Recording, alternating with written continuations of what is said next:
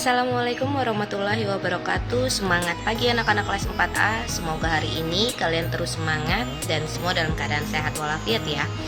Nah, hari ini Ibu Inung akan mengajak kalian untuk belajar tentang sumber daya alam, yaitu pelajaran IPS.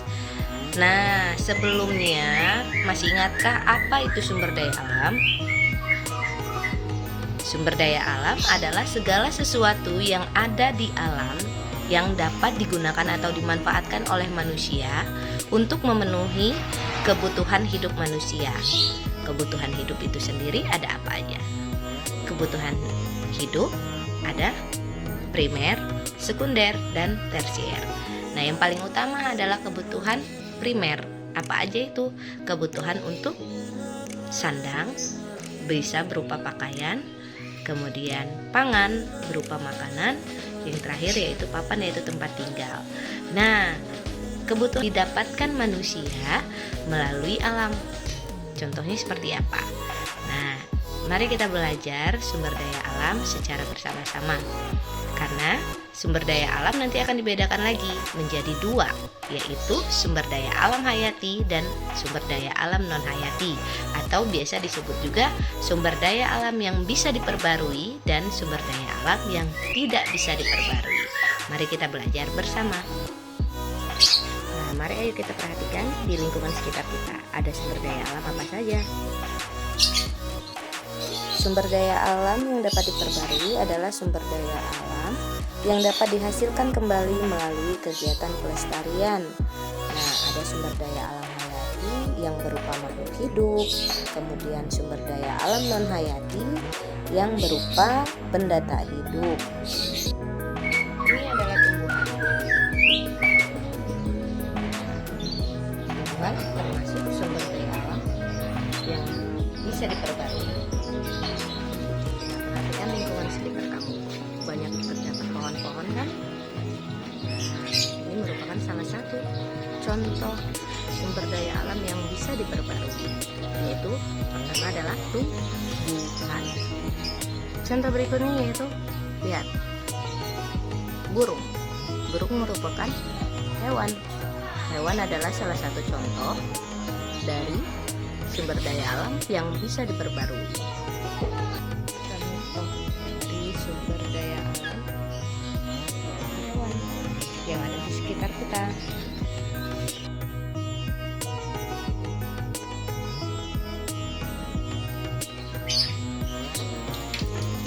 Nah, ini adalah air.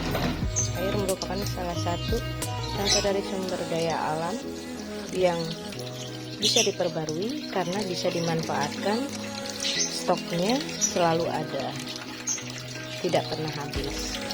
Kemudian ada yang kedua, nah ini adalah tanah.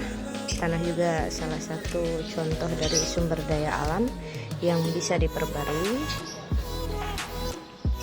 Kemudian udara dan juga matahari. Tapi karena mataharinya belum timbul, jadi kalian bisa lihat nanti saat kalian akan berjemur ya, berjemur pagi. Sumber daya alam yang tidak bisa diperbarui adalah sumber daya alam yang tidak dapat dihasilkan kembali, atau sumber daya alam yang dimana apabila dipakai secara terus-menerus, stoknya akan habis atau menipis. Contohnya apa?